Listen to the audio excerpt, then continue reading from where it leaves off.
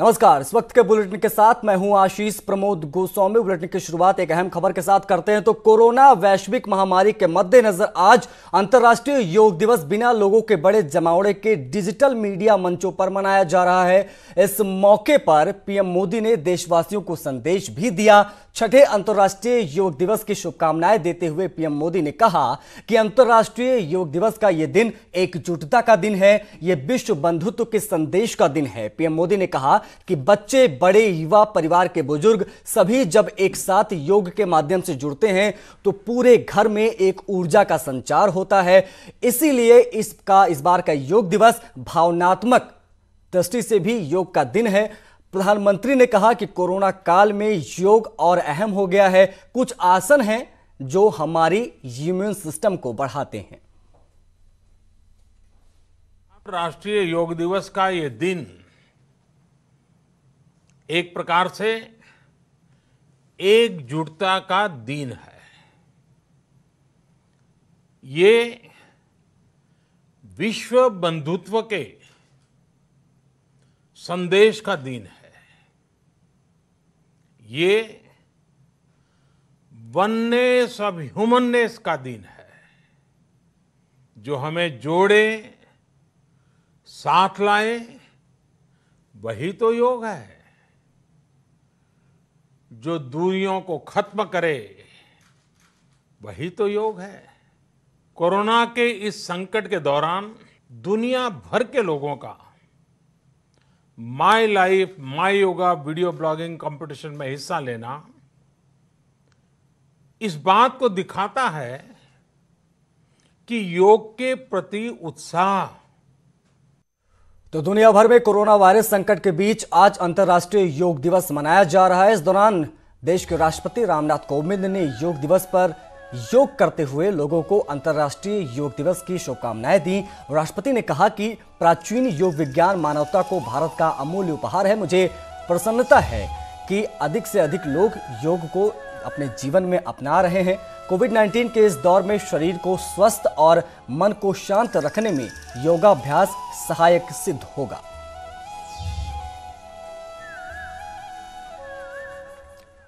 उधर अंतर्राष्ट्रीय योग दिवस पर सीएम योगी ने ट्वीट कर कहा है कि योग एट होम की संकल्पना के साथ सभी को अंतर्राष्ट्रीय योग दिवस की शुभकामनाएं। सीएम योगी ने कहा कि योग हमारे जीवन में जुड़े भौतिक, मानसिक, आत्मिक और आध्यात्मिक आदि सभी पहलुओं पर काम कर जीवन में पॉजिटिव परिवर्तन यानी सकारात्मक परिवर्तन लाता है। तो दुनिया भर में कोरोना वायरस संकट के बीच आज अंतर्राष्ट्रीय योग दिवस मनाया जा रहा है। इस दौरान यूपी के उप मुख्यमंत्री केशव प्रसाद मौर्य ने योग दिवस पर योग करते हुए लोगों को अंतर्राष्ट्रीय योग दिवस की शुभकामनाएं दी।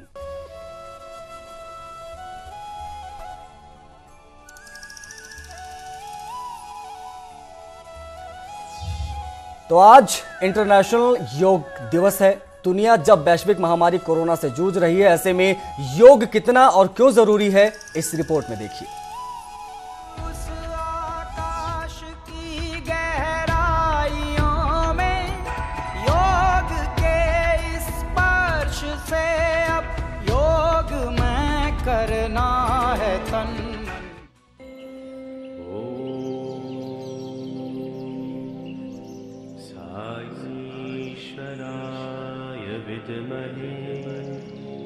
सत्यदेवाय धीमहि। योग क्या है?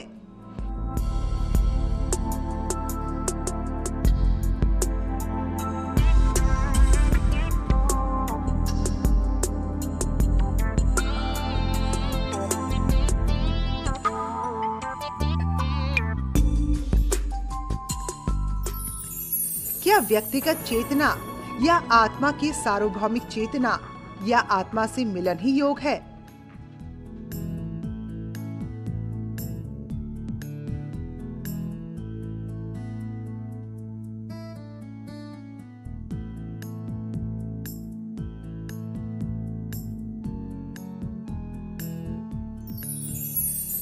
या योग सिर्फ शारीरिक व्यायाम है जहां लोग शरीर को तोड़ते, मरोड़ते, खींचते हैं?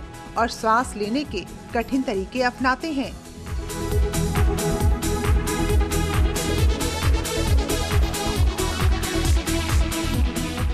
अगर आप ऐसा सोचते हैं कि योग सिर्फ शरीर को इधर उधर घुमाकर अलग अलग पोज बनाना है तो जरा ठहरिए। अगर आप ऐसा सोच रहे हैं तो फिर आपका ये सतही ज्ञान ही है।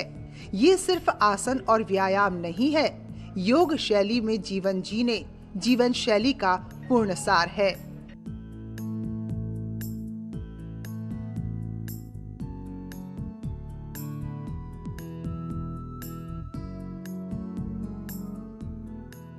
योग आपकी चेतना से आत्मा से मिलाता है, इसलिए सिर्फ हिंदुस्तान ही नहीं विश्व भर में योग लोगों को निरोग रखता है।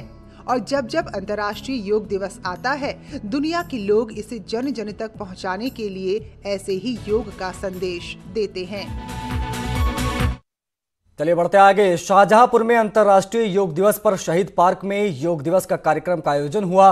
प्रशासन ने अपनी टीम के जरिए योगाभ्यास किया, जहां ऑनलाइन के जरिए योग का प्रचार प्रसार किया गया। इस दौरान योग के एक्सपर्ट ने ऑनलाइन योगा कर लोगों को इसके फायदे बताए। आपको बता दें कि जिले में कोरोना वायरस के चलते इस योग दिवस को बड़ा आयोजन इस बार नहीं हो सका, जिसके चलते इस कार्यक्रम को सीमित करते हुए योग गुरुओं को बुलाकर योग का कार्यक्रम कराया गया।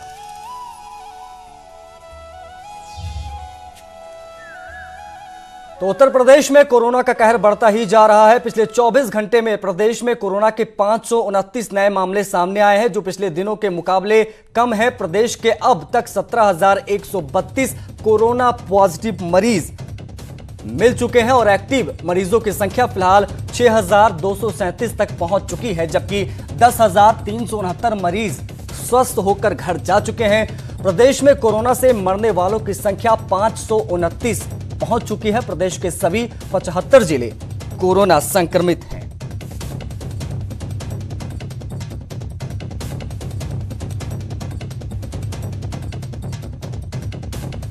तो विभिन्न जिलों में कोरोना के फिलहाल क्या हालात हैं, इसका जायजा लेने के लिए बातचीत करते हैं। हमारे सहयोगी अलाउद्दीन लखनऊ से जुड़े हुए हैं, श्याम हमारे सहयोगी कानपुर से जुड़े हुए हैं। सबसे पहले आपको राजधानी लखनऊ लिए चलते हैं। अलाउद्दीन, स्थिति हालात कंट्रोल में है या नहीं है? देखिए, राजधानी लखनऊ की अगर बात करें तो आप इस बात से अंदाजा लगा सकते हैं कि इस मई तक लखनऊ में जो कंटेनमेंट जोन या जिन्हें रेड जोन कहते हैं, उनकी संख्या सिर्फ 4 थी और आज की तारीख में संख्या बढ़कर 38 हो गई है। यानी कि 21 दिनों के भीतर जो तादाद बढ़ी है वो 34 जो है रेड जोनों की तादाद बढ़ी है। तो ऐसे में भयावहता और गंभीर स्थिति राजधानी लखनऊ में बनती जा रही है। लखनऊ में ऐसा कोई इलाका नहीं है जिस इलाके में अब लगभग जहां पर पॉजिटिव केसेस ना मिले हों। और सबसे बड़ी बात यह है कि राजधानी लखनऊ को अगर हम पूरे 50 किलोमीटर के रेडियस के इलाके में आबादी को माने, ग्रामीण क्षेत्र को लेकर के, तो एक केस अगर आपको 15 किलोमीटर दूर मिलता है तो दूसरा ठीक 20 किलोमीटर दूर मिल रहा है और पॉकेट में मिल रहा है, यानी 2 से 3 की तादाद में।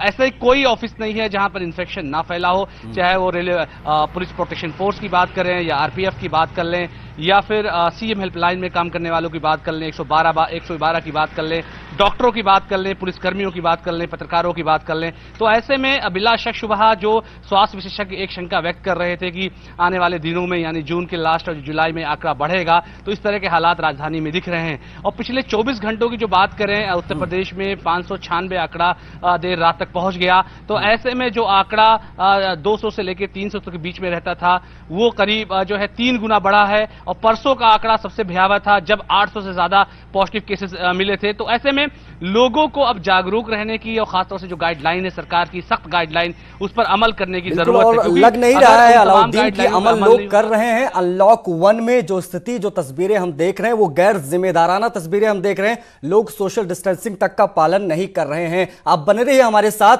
श्याम हमारे सहयोगी कानपुर से हमारे साथ लाइव जुड़े हुए हैं। श्याम, कानपुर में भी हालात मुझे लगता है कि लखनऊ से मिलते जुलते ही हैं। वहां पे भी आए दिन कोरोना के मामले बढ़ रहे हैं। स्थिति फिलहाल क्या देख पा रहे हैं आप कानपुर में?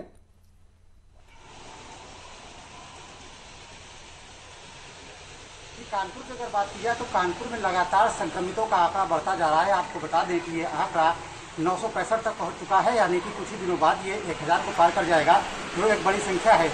सबसे बड़ी चिंता की बात यह है कि अब मौतों का सिलसिला बढ़ चला है। पहले मौतें स्थिर थी, लोगों की मौत नहीं हो रही थी, लोग ठीक होकर के घर पर जा रहे थे और यहाँ पर जो रिकवरी रेट है वो सबसे ज़्यादा था। लेकिन पिछले कुछ दिनों से यहाँ पर लगातार कोरोना संक्रमित लोगों की मौत हो रही है। पिछले 24 घंटे में 5 लोगों की मौत हुई और मौतों का आंकड़ा बढ़कर के 40 हो गया है।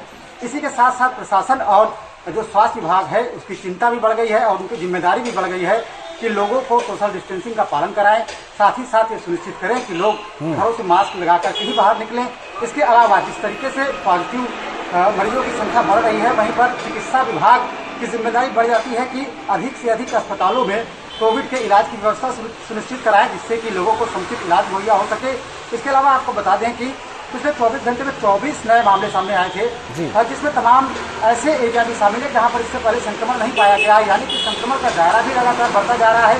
चाहे ग्रामीण क्षेत्र हो या फिर शहरी इलाका, लगातार संक्रमित मरीज सामने आ रहे हैं। ऐसे में प्रशासन और स्वास्थ्य विभाग की जिम्मेदारियां बढ़ जाती हैं और साथ ही साथ उनको ये देखना होगा कि जिस तरीके से संक्रमण का मौसम शुरू होने वाला है, बारिश के बाद संक्रमण शुरू होता है और ऐसे में आम फ्लू भी खतरनाक साबित हो सकता है।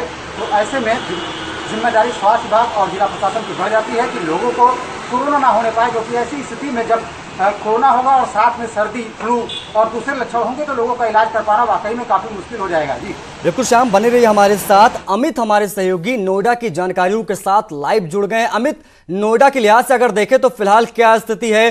गाजियाबाद भी बगल में, वो भी आपसे समझना चाहेंगे क्योंकि हालात जस के तस हैं, यानी जैसा हम 15 दिन पहले देख रहे थे, मुझे लगता है उससे और ज्यादा स्थिति खराबी हुई होगी, शायद इसीलिए बॉर्डर भी अभी सील है दिल्ली के नोएडा के।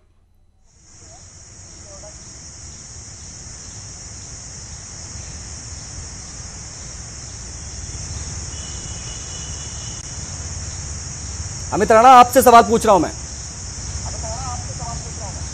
जी बिल्कुल, आपको बताना चाहूंगा आशीष कि जिस तरह का माहौल यहाँ गाजियाबाद में देखने को मिल रहा है, आपको बता दूं अभी जो कल के ही अगर मैं 24 घंटे की बात करूं तो 56 नए मामले कोरोना के यहाँ आए हैं। वहीं दूसरी ओर अब तक कुल 307 जो हैं एक्टिव पेशेंट हैं गाजियाबाद के अंदर। अगर मौत के आंकड़े की हम बात करें तो तकरीबन 42 लोगों की मौत भी हो चुकी है। लगातार यहाँ जो कोरोना का जो कहर है वो बढ़ता ही जा रहा है। वजह इसकी यही है, जब से अनलॉक शुरू हुआ है बेवजह लोगों का घर से बाहर निकलना, साथ ही जो सोशल डिस्टेंसिंग का पालन वो लोग नहीं कर रहे हैं। वहीं दूसरी ओर जो शासन और प्रशासन की तरफ से जो तैयारियां की गई हैं, हालांकि बताना चाहूंगा आपको दिल्ली एनसीआर का अहम हिस्सा कहा जाता है गाजियाबाद को। ऐसे में दिल्ली से भी ये सटा हुआ है, नोएडा से भी सटा हुआ है। वहां पर कई बार सीलिंग की कार्रवाई भी की गई कि जो वाहन है वो कम आवाजाही करें। हालांकि दिल्ली में भी इस तरह की बात की गई थी कि दिल्ली का जो बॉर्डर है उसे भी सील किया गया था और ये कहा गया था कि सुबह 9 बजे से लेकर शाम को 6 बजे तक कोई भी आवाजाही नहीं होगी। बावजूद उसके लगातार कोरोना के पेशेंट बढ़ते जा रहे हैं। बिल्कुल, और कोरोना के पेशेंट बढ़ते जा रहे हैं अमित, क्योंकि जब से अनलॉक हुआ है तब से लोगों ने गैर जिम्मेदाराना रवैया दिखाया है, लोगों ने बहुत ज्यादा लाइटली लिया। शायद इसीलिए आज उत्तर प्रदेश में कोरोना मरीजों का जो आंकड़ा है वो 17,000 से ज्यादा। ब्रेक के बाद एक बार फिर आप सभी का स्वागत है। बड़ी खबर आगरा से आ रही है, जहां सवारियों से भरी बस डिवाइडर से टकरा गई। हादसे में 17 लोगों के घायल होने की खबर है। बताया जा रहा है कि बस गोरखपुर से जयपुर जा रही थी, तभी आगरा के ताजगंज क्षेत्र में दुर्घटनाग्रस्त हो गई है बस। सभी घायलों को हॉस्पिटलाइज करा दिया गया है, जहां उनका इलाज चल रहा है। ये तस्वीर भी हम आपको उस बस की दिखा रहे हैं जो बस राजस्थान जा रही थी, लेकिन आगरा में ये दुर्घटनाग्रस्त हुई। 17 जो सवारी इसमें सवार थे वो घायल हो गए हैं और उन्हें अस्पताल में भर्ती कराया गया है। अनियंत्रित हुई बस और डिवाइडर से टकरा गई।